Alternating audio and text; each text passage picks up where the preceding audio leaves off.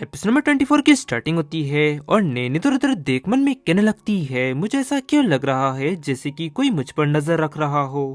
लगता है कि मेरा कोई भ्रम है। और तभी अचानक वहाँ पर टैंग आता है और नैन को इस तरह देख कहता है, क्या हुआ मॉम? तब वो कहती है, नहीं नहीं कुछ नहीं। और ये लो टैंग, तुम ज्यादा पानी पिया करो, यहाँ पर बहुत ही ज्यादा गर्मी है। तब वो कहता है, हाँ ठीक है। फिर वो उसको वो बोतल दे देती है और इसी दौरान वो उसका एक बाल भी तोड़ लेती है और ये देख वो हैरान होता है। और वही नैन उसे एक पॉकेट में डाल लेती है और मन में कहती है, अगर इसकी जरूरत पड़ी तो। और फिर सीन सिर्फ चित्र में कुछ समय बाद का समय दिखाया जाता है जहाँ पर नैन और टैंग वहाँ से निकल जाते हैं और हुआंगफू अपने व्यक्ति से कहता है, चलो वो लोग यहाँ से चले गए, चलो अब शुरू करो। तब वो व्यक्ति भगते हुए कहता है, यस सर। और फिर वो उसके रूम की पूरी तलाशी लेता है और वही हुआंगफू की नजर टेबल पे पड़ती है और मन में कहता है, एक पेंटिंग। उसने नैन और खुद की यहाँ पर एक पेंटिंग बनाई है और नीचे लिखा हुआ होता है होम। और फिर उसका असिस्टेंट आते हुए कहता है, मिस्टर हुआंगफू मुझे एक भी बाल नहीं मिला। तब हुआंगफू से कहता है, क्या तुमने वॉशरूम में चेक किया?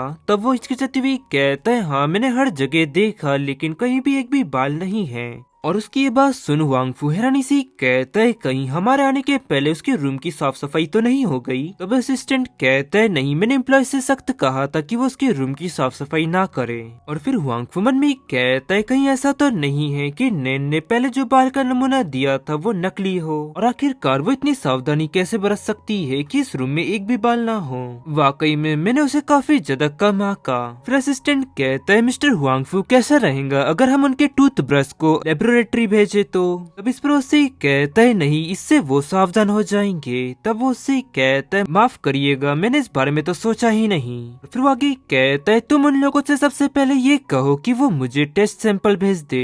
इसके अलावा शूटिंग के बाद एक दावत का इंतजाम करो। और फिर मन में कहता है, इस बार मैं कोई भी गलती नहीं करूंगा। और फिर सिर्फ वही दूसरी तरफ टैंक का फोटोशूट होता है और फिर उसके बाद वो उस व्यक्ति से कहता है, अंकल 5 क्या आप मेरी और मेरी मॉम की एक फोटो क्लिक कर सकते हैं? तो वो इस पर कहता है, हाँ जरूर। फिर टैंग नैन के पास जाता है और उसके गॉगल्स उतारता है और उसकी गोद में जाकर बैठ जाता है।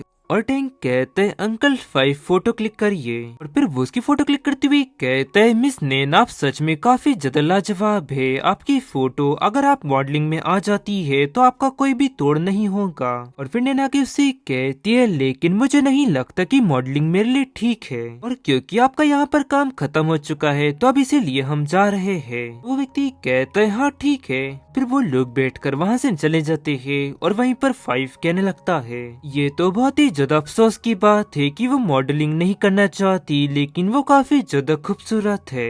हालांकि वो चश्मा लगा के एकदम साधारण लड़की लगती है, लेकिन जब उसने चश्मा उतारा तो उसकी आंखें कितनी लाजवाब है। और फिर सिर्फ चित्र में कासल का सीन दिखाया जाता है जहाँ पर टैंक खुश होती हुई कहने लगता है, ये जगह काफी ज्यादा शानदार है और क्या यहाँ पर अंकल हुआंगफू है? मैं उनके साथ घोड़े की सवारी करना चाहता हूँ। और उसकी ये बात सुनने उससे कहती है, क्या दिन भर के काम से तुम थके नहीं हो टैंक? और फिर उसकी नजर ब्रश पे पड़ती है और मन में कहती है, मुझे टूथ ब्रश तो राइट साइड पर रखने की आदत है, लेकिन ये यहाँ पर ये ब्रश यहाँ दूसरी जगह क्या कर रहा है? और अभी भी यहाँ पर पानी के निशान है, इसका मतलब ये है कि नौकर सफाई करने नहीं आए हैं। तो फिर ये टूथ ब्रश यहाँ पर क्या कर रहा है? इसका मतलब ये है कि किसी ने। और तभी टैंक कहता है, अंकल हुआंगफू। और फिर हुआंगफू से कहता है, टैंक तुम्हारा फोटो शूट कैसा रहा? सब कुछ ठीक रहा ना? इस पर उससे कहता है, हाँ बहुत ही बढ़िया रहा। और फिर हुआंगफू से कहता है, टैंक कहीं तुम थक तो नहीं गए ना? क्या तुम मेरे साथ घोड़े की सवारी करने चलोगे? और फिर टैंक कहता है, क्या हमारे साथ हम मॉम को भी ले चले?